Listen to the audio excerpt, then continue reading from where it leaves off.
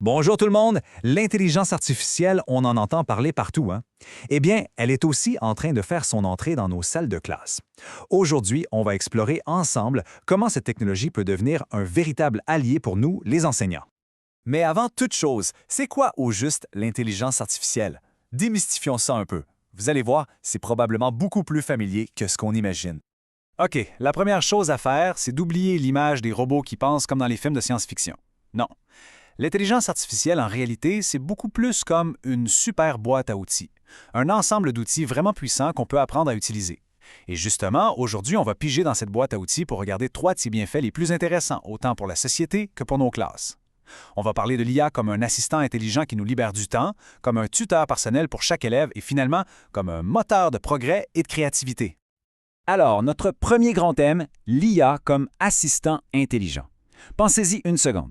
Imaginez pouvoir déléguer certaines tâches pour avoir plus de temps à consacrer à ce qui compte vraiment, nos élèves. Et c'est ça qui est vraiment important à comprendre. L'idée, c'est pas de remplacer qui que ce soit. Au contraire, l'IA est là pour nous soutenir dans nos gestes professionnels. C'est un partenaire, pas un compétiteur. Concrètement, qu'est-ce que ça veut dire? Ça peut être une aide pour bâtir une grille d'évaluation ou pour trouver des idées d'activités super originales pour une leçon, disons, sur les volcans.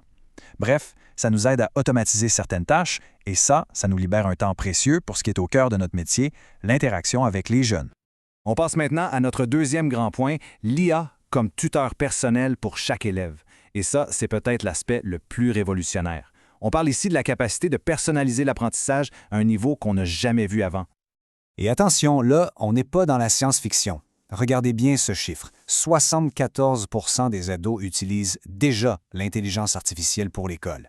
C'est énorme. Ça veut dire que c'est une réalité qui est déjà bien présente dans nos classes, qu'on le veuille ou non. Mais comment ça marche concrètement? C'est assez simple en fait.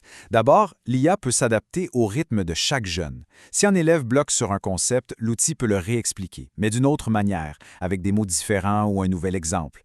Et en plus, il peut offrir un soutien continu. C'est une aide vraiment précieuse, surtout pour nos élèves qui ont des besoins particuliers. Alors, comment on peut se servir de ça en classe? Ça ouvre la porte à plein d'approches super créatives, même avec les plus jeunes. On peut par exemple guider les élèves pour qu'ils s'en servent de façon créative. On pourrait lui demander de simplifier un texte un peu compliqué comme un article sur le premier pas sur la Lune pour que ce soit compréhensible pour un enfant de 6 ans. Ou encore, on peut lui demander de nous donner 5 idées pour une histoire de dragon sympathique. On peut même aller jusqu'à coécrire une histoire avec l'IA en lui donnant les personnages et le décor. Les possibilités sont vraiment vastes. Et ce potentiel créatif, il ne se limite pas au mur de la classe. Si on prend un peu de recul, on arrive à notre troisième point. L'IA comme un véritable moteur de créativité et de progrès pour toute la société. Et c'est là qu'on touche à quelque chose de fondamental. Initier les jeunes à l'IA, ce n'est pas juste leur apprendre à utiliser un nouveau gadget. C'est bien plus que ça. C'est les préparer pour le monde dans lequel ils vont vivre et travailler. D'ailleurs, c'est déjà en marche. Que ce soit dans le domaine de la santé, dans les usines ou même dans les transports, l'IA est en train de tout transformer. Et ces changements-là, ce sont eux qui créent les nouveaux emplois et les nouveaux défis que nos élèves vont rencontrer demain. Pensez-y, Goldman Sachs estime que l'IA va toucher 300 millions d'emplois. Ça veut dire que plusieurs de nos élèves, en ce moment même dans nos classes, vont occuper des postes qui n'existent même pas encore, dans des domaines qui sont en pleine transformation à cause de cette technologie.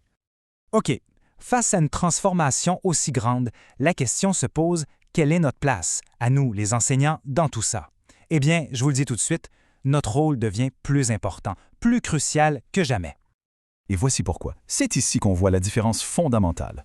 Une IA, c'est une machine à traiter de l'information. Elle peut embrasser des quantités phénoménales, mais elle n'a aucun jugement critique. Elle ne fait que répliquer ce qu'elle a appris. Notre rôle, c'est de développer ce qui est proprement humain. La pensée critique, la vraie créativité, la curiosité. Ça, aucune machine ne peut le remplacer. En fin de compte, notre objectif, c'est de montrer aux élèves que l'IA est un outil. Un outil puissant, oui, mais juste un outil. Et que sa vraie valeur, elle dépend de la personne qui l'utilise. On veut former des jeunes qui seront les maîtres de cet outil, des maîtres réfléchis, critiques et créatifs. Ça nous laisse donc avec cette grande question, une question qu'on doit tous se poser. Comment est-ce qu'on va se servir de cet outil pour aider à former les citoyennes et les citoyennes demain? C'est un défi immense, mais tellement passionnant.